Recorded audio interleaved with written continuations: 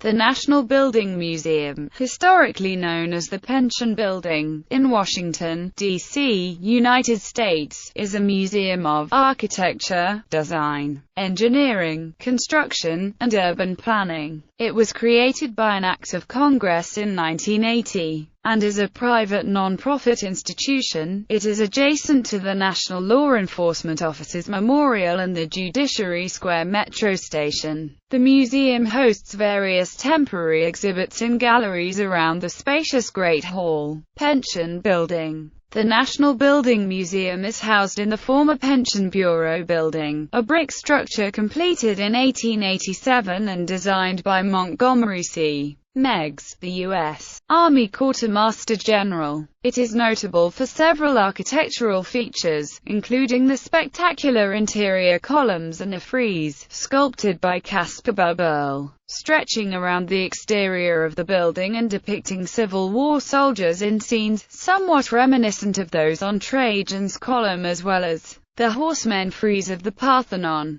The vast interior, measuring 316 times 116 feet, has been used to hold inauguration balls. A presidential seal is set into the floor near the south entrance. After the Civil War, the United States Congress passed legislation that greatly extended the scope of pension coverage for veterans and for their survivors and dependents, notably their widows and orphans. This ballooned to over 1,500 the number of staff needed to implement and administer the new benefits system, and quickly required a new building from which to run it all. Meigs was chosen to design and construct the new building. He departed from the established Greco-Roman models that had been the basis of government buildings in Washington, D.C., until then, and which continued after the Pension Building's completion. Meigs based his design on Italian Renaissance precedents, notably Rome's Palazzo Farnese and the Palazzo della Cancelleria. Included in his design was a frieze sculpted by Caspar Buberl. Because a sculpture of that size was well out of Meigs's budget, he had Buberl create 28 different scenes, totaling 69 feet in length, which were then mixed and slightly modified to create the continuous 1,200-foot parade of over 1,300 figures.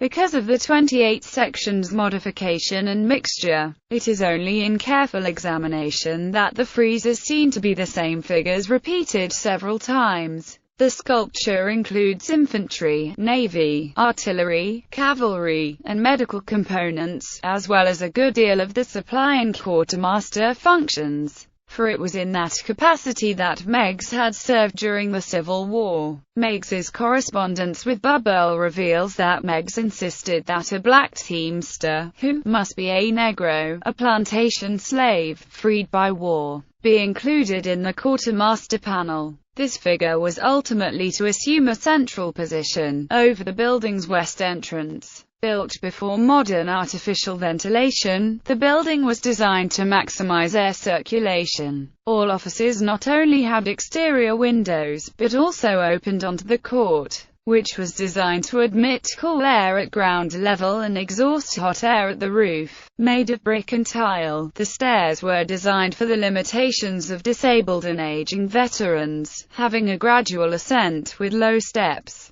In addition, each step slanted slightly from back to front to allow easy drainage. A flight could be washed easily by pouring water from the top. When Philip Sheridan was asked to comment on the building, his biting reply echoed the negative sentiment of much of the Washington establishment of the day. "Too bad the damn thing is fireproof." A similar quote is also attributed to William Tecumseh Sherman, perhaps casting doubt on the truth of the Sheridan tale. The completed building, sometimes called Meigs' Old Red Barn, required more than 15 million bricks, which, according to the wit of the day, were each counted by the parsimonious Meigs. Becoming a museum, the building was used for federal government officers until the 1960s, when it had fallen into a state of disrepair and was considered for demolition. After pressure from conservationists, the government commissioned a report by architect Chloe Thiel Woodard Smith of possible other uses for the building. Her 1967 report suggested a museum dedicated to the building arts.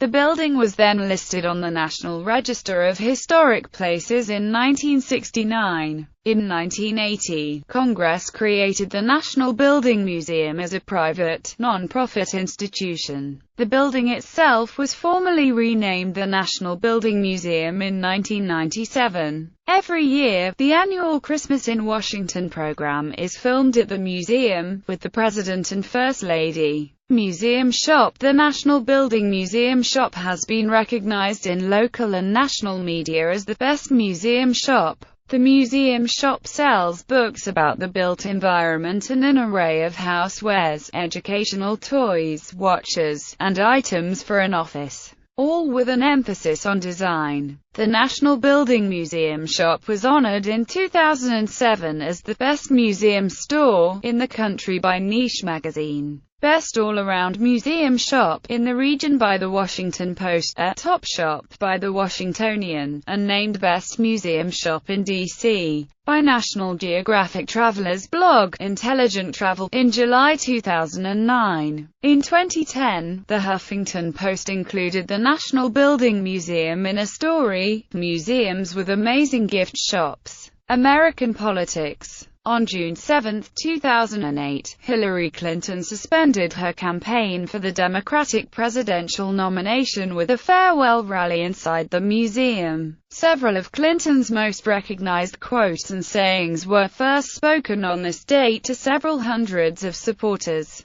including, "If we can blast 50 women into space, we will someday launch a woman into the White House." Awards. The National Building Museum presents 3 annual awards. The Honor Award for individuals and organizations who have made important contributions to the U.S.'s building heritage. The Vincent Scully Prize, which honors exemplary practice, scholarship, or criticism in architecture, historic preservation, and urban design, and the Henry C. Turner Prize for innovation in construction technology, which recognizes outstanding leadership and innovation in the field of construction methods and processes. Outreach programs. Investigating Where We Live. Investigating Where We Live is a summer program for teens from the D.C. metropolitan area at the National Building Museum. Students spend 4 weeks in teams equipped with cameras and sketchbooks to discover the local communities. Students are given an introduction to photography and then investigate neighborhoods in Washington, D.C., documenting history, landmarks, and residential areas. Students assemble the community's identity.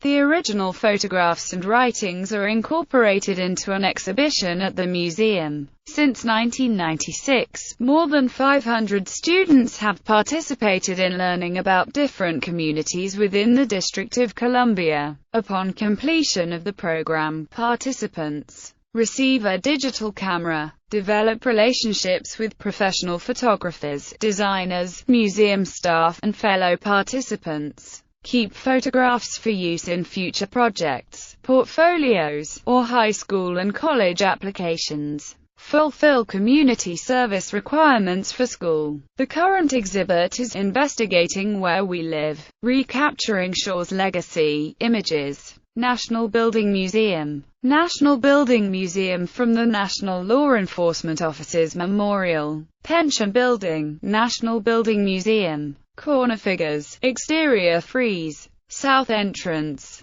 Black Teamster. Exterior frieze. Great Hall during 2010 Honor Award Ceremony. 2005 Vincent Scully Prize Ceremony. Gallery in the 2008-2009 exhibition Green Community. Family activity at the 2008 Festival of the Building Arts.